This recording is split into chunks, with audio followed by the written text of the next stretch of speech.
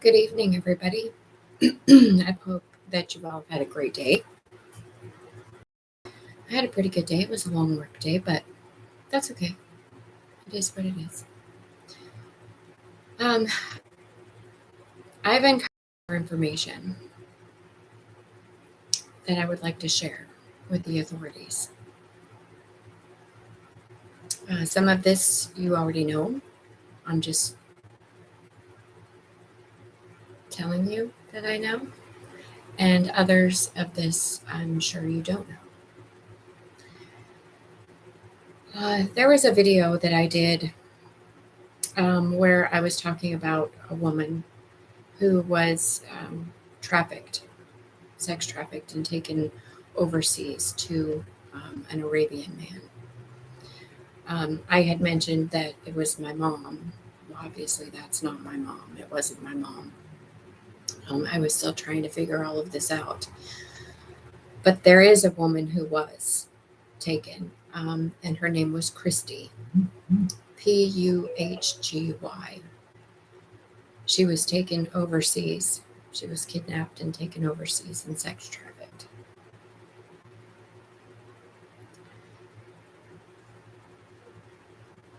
There were 3 warlocks in Homewall, Tennessee that were doing work on me. Those 3 were Gary Craig, Tommy Dean Sr., and Joe Yaminski. I believe Joe passed away. There were also 2 in Colorado.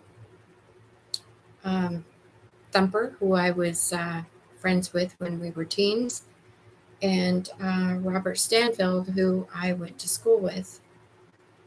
They were both doing black magic on me for years. Long time, like 26 years.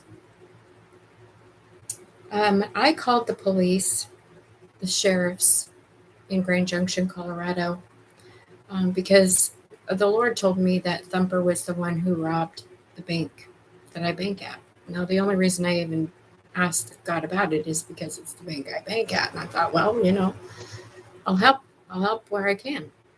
So they told the Lord told me it was Thumper.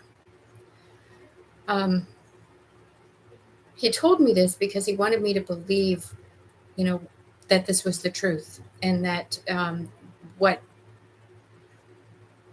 I was saying I was certain of and convinced of, and that was what God told me, and that was what I said, when in fact it actually wasn't him that robbed the bank. It was a way for me to get the sheriffs to Thumper's house, because there were a lot of things at Thumper's house that were found.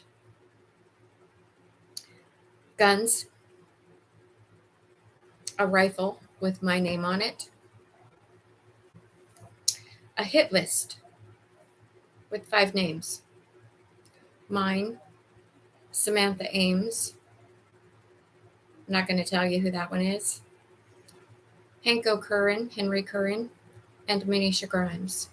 2 of those people are already gone.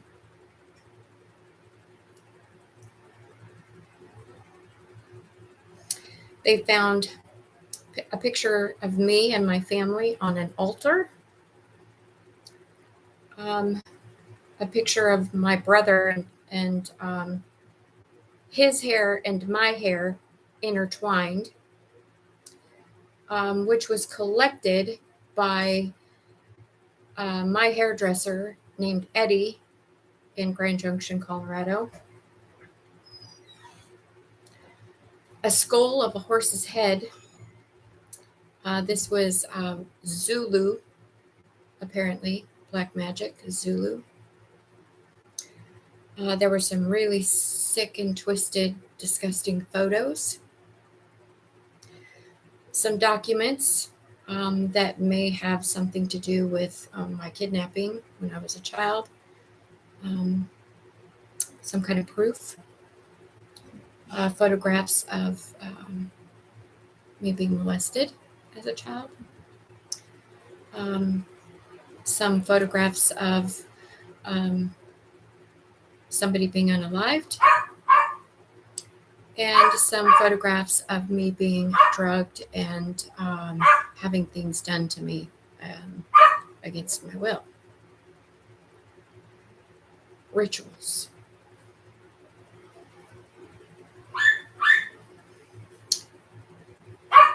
And that was how God got me to get them to Thumper's house, because that was a key. That was a major key to all of this.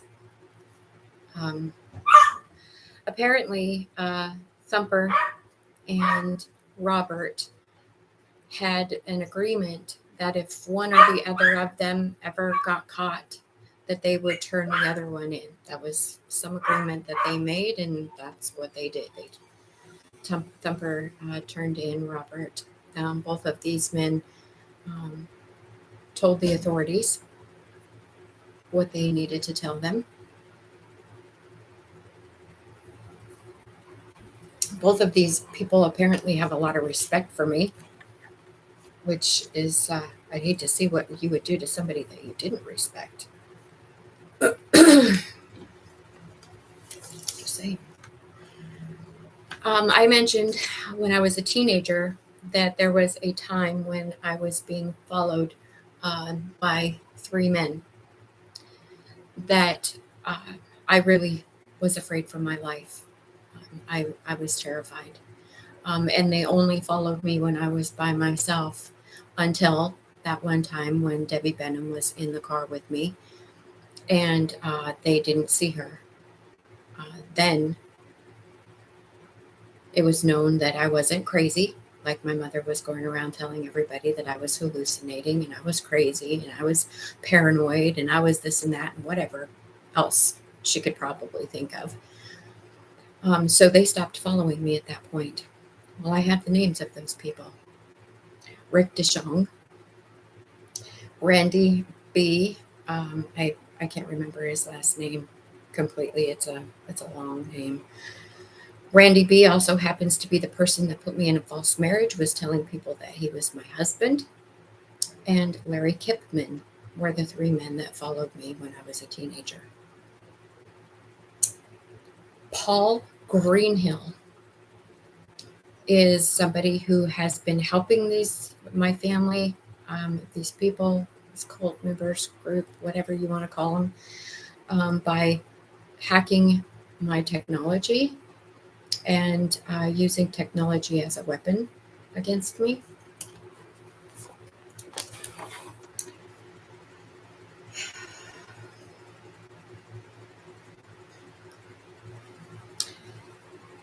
All right, so this is disturbing, and this is a trigger warning for people.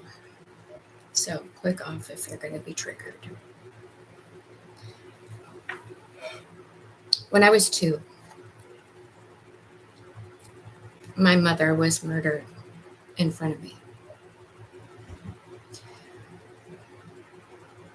It was Thanksgiving. There were a lot of people in the room.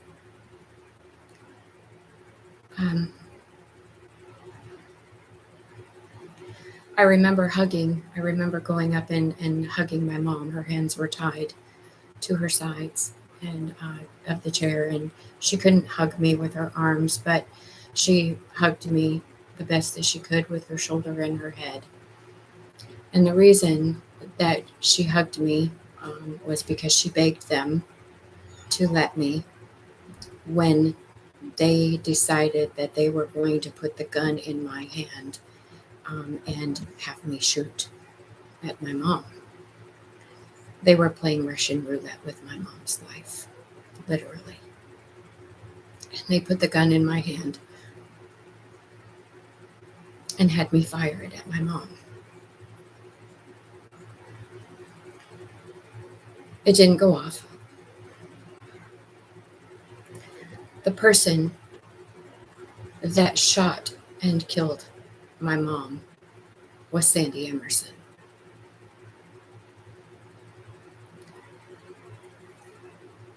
The other people in the room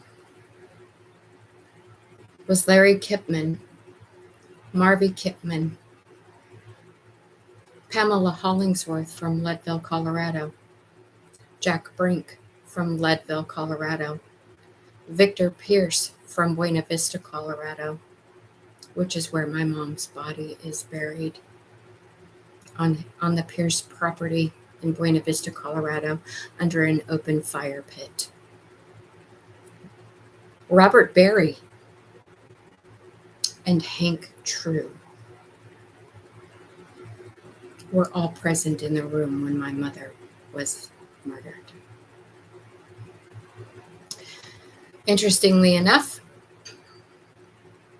after my grandpa, Martin Lane, passed away, my mother introduced Bob Berry, Robert Berry, to my grandmother, whom my grandmother married. When my grandma married Bob, that's what they called him, Bob, things changed with her in a weird way. He was drugging her a lot. I'm sure that was part of the plan. She made it through, thank God, and he passed away of a heart attack in the backyard, shoveling snow. So several of those people that were in the room that night have passed away.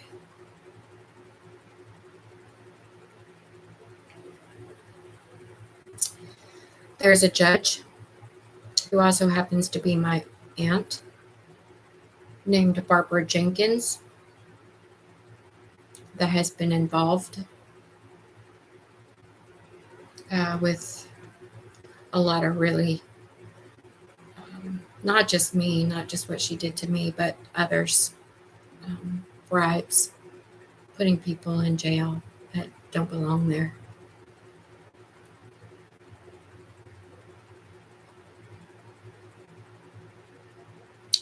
And there's a priest that is involved, and that priest's name is Ira Jenkins, whom is related some way to Barbara Jenkins.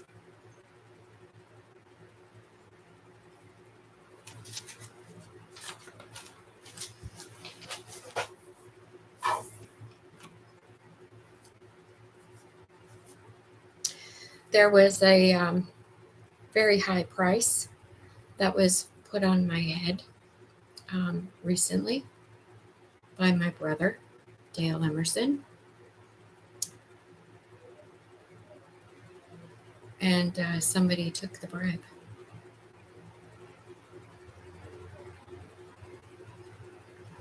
Larry Kipman is somebody who has been manipulating the judicial system when it comes to my inheritance from my dad.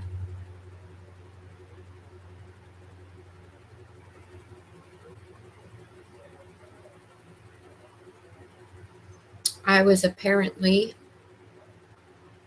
charged with the crime of child abuse by my oldest daughter, Samantha, whom went to Ben, the police officer, who also happens to be the same police officer that took my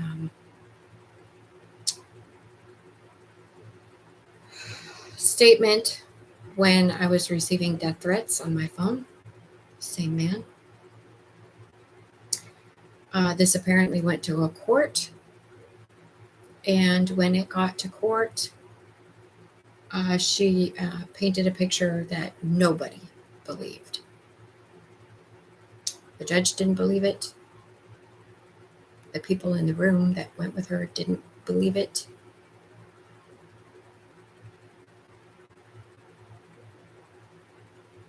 And I believe that she was charged with perjury.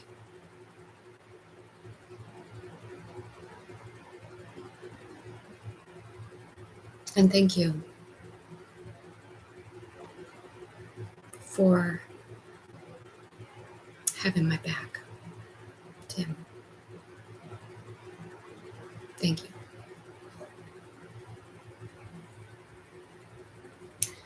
There is a man now that is very sad, very afraid, and feeling very duped.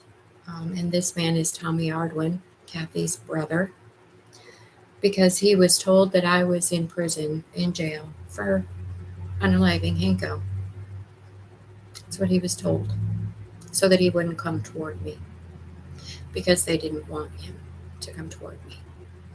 So now he's feeling a little bit duped. And Tommy Ardwin and I dated for quite a few years, and at one point I actually thought that we were going to end up married, but it didn't happen. It's never going to happen. That time is gone and that ship has sailed. I'm sorry that you felt duped, and I'm even more sorry that you could believe something like that about me.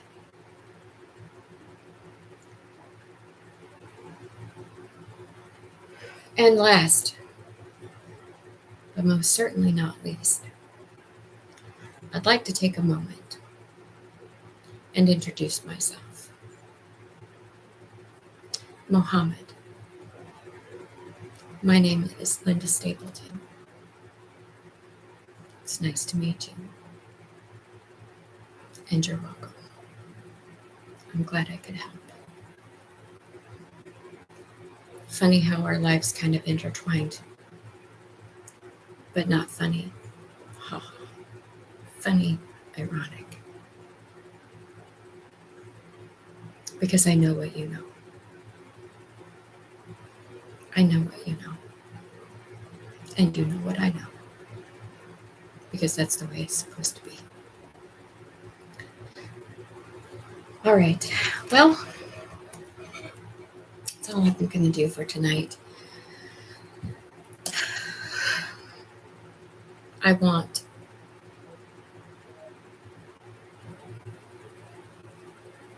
my mother to receive justice. I want her to be laid to rest properly.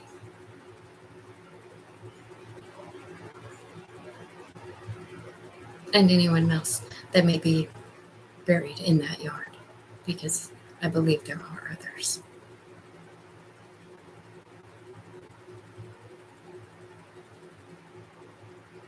Again, thank you, everybody. Thank you for your help. I feel so much lighter today. I'm excited about my life. I'm excited about my future.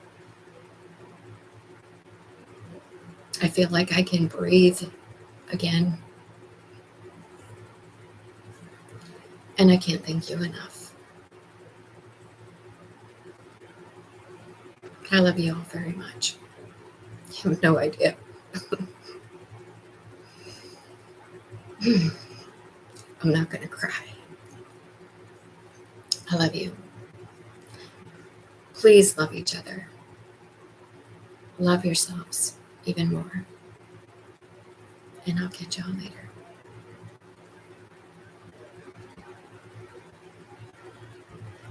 Bye.